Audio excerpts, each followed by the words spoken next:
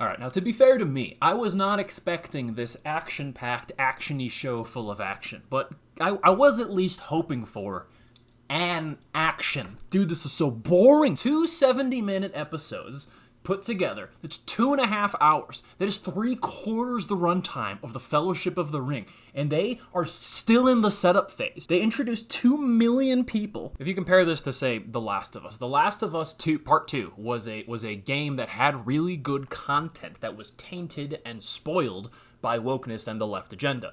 Rings of Power has no good content to spoil. It's just a terrible show. We've been presented with maybe 2 fight scenes in the entire movie. There's a 10-second prologue that shows, a big battle between some winged beasts, which, is a cool shot for the 8.5 frames that it's on screen. And then they fight a troll very, very unconvincingly. And then there's a wolf that shows up, growls at somebody. And then the first episode ends. Post-season 5, The Walking Dead would be envious of how inefficiently this show used its runtime. Nothing happened. We still don't know what's going on. Galadriel has shown up. She has found a little symbol of Sauron. Sauron is still alive in the world. Spoiler alert. Sorry, happened 3,000 years before this exact same arc played out in The Hobbit. And what is the council's hard-on for denying blatant evidence of the villain that they know they didn't actually kill? Galadriel shows up and she's like, hey, Sauron's back. We gotta do something about this. And they're all like, conspiracy theorist, you crazy nut job, we're at peace, the war's over, every single orc has been hunted down and killed, there is not one evil bacteria left on the planet, we should just drop our weapons in the ocean, that we're so at peace. We are so piecing right now. We are piecing so hard. The way the show is structured, too, it seems like every single scene is set up as an excuse for somebody to walk into a big open room or a big open area that they spent $20 million on. There are 3 separate times where somebody's walking through a doorway or a hallway or coming out of a cave and looking up, and then the music swells in, and they just do a pan of their set. And it's a pretty set. It is a pretty set. I will admit, if I had $400 million, I could build a pretty set too. I don't have $400 million, and I could have written a better show than this. And then there's the Black Elf and the Black Dwarf Queen, and everybody's saying that, if you don't like the show, it's just because you're a racist, and is that true? Yes, damn it, it's true. Get your Negroes out of my Middle Earth. They don't belong there. Amazon would have literally had to go and steal black people from Africa and bring them back to get them in New Zealand. There are no black people in New Zealand. But I thought it was funny that the Black Elf, fair of skin, as they say in the book, Mr. Walking Contradiction Man was the only one who actually resembled the character and composure of an elf. He was the only one who was mature and reserved. Everybody else was so whiny and wouldn't shut up. I have a lot of complaints about the elves. Like, one, their armor is not like this sleek. The elves are a very, graceful, elegant race, and their armor has reflected that thus far in The Hobbit and Lord of the Rings.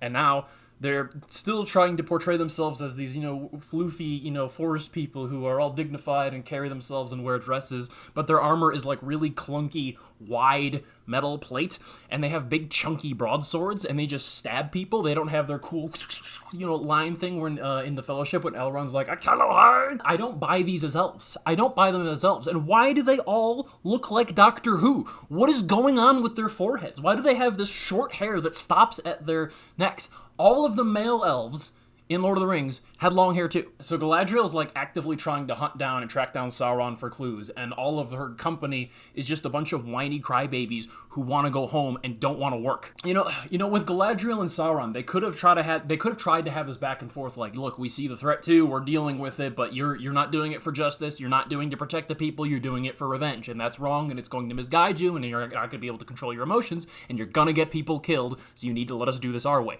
That's not what happens. I don't understand why they portrayed the king and Elrond and all these people as so wildly unreasonable. For contrast, Fellowship of the Ring kept you in suspense for a little bit about what was going on. Very early on, we knew something was up with the ring, and then Gandalf was going off to find out what it is, and then suddenly all the hobbits are trying to get murdered by Nazgul, and then it's an escape mission to get to the council in Rivendell, figure out what's going on, then we get all our answers, and then they go on the actual quest to solve the problem.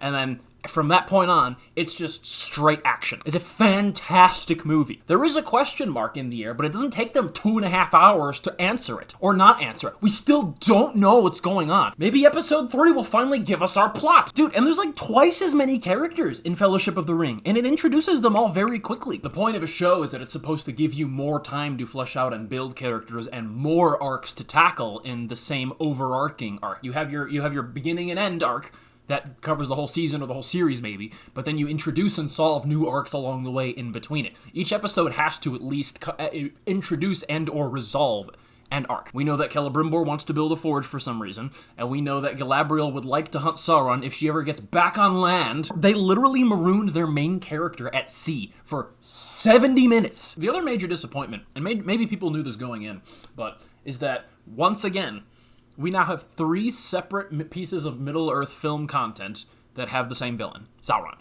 The Hobbit dabbled with Smaug at first, and then it turned out to be a bait and switch, and then it was just Sauron, who's lame. Sauron is lame. Sauron is a boring character because he's not a character. He's a mascot. Sauron is not a character. He's literally a motif and a backdrop. You cannot have Sauron be the main antagonist in your show if you're not going to present him and give us any reason to think he's intimidating or problematic that we wouldn't know from prior lore. It's like, whoop-de-frickin-do, Sauron, again. Dude, Middle-earth is bigger than Sauron. How many books did Tolkien write? How many different problems does the Silmarillion cover? And to be fair, you don't need an actual character with a personality to be your villain. I mean, it's nice because you have something direct to bounce off of. But, I mean, like, it's okay if you have just a looming threat of an overwhelming, unstoppable force, as long as there's a pressure of time that's coming and that we can see and the characters know about, that they can react to and understand.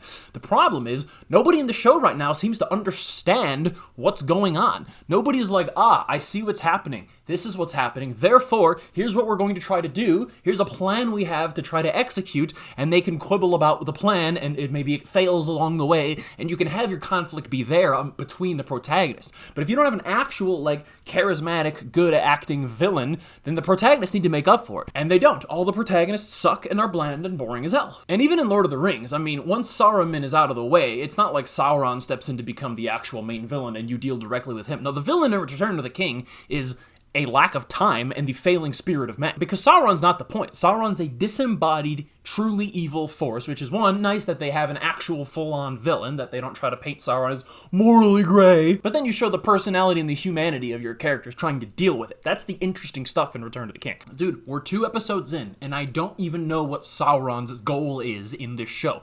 I know what the ring literally had a goal. The ring was to tempt people to sin. That was the goal of the ring. It looks pretty. It sounds nice. Bear McCreary, the guy who did God of War, did the soundtrack. So there's lots of choir.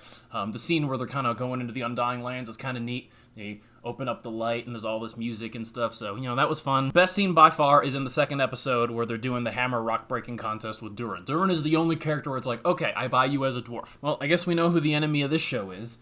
It's Jeff Bezos.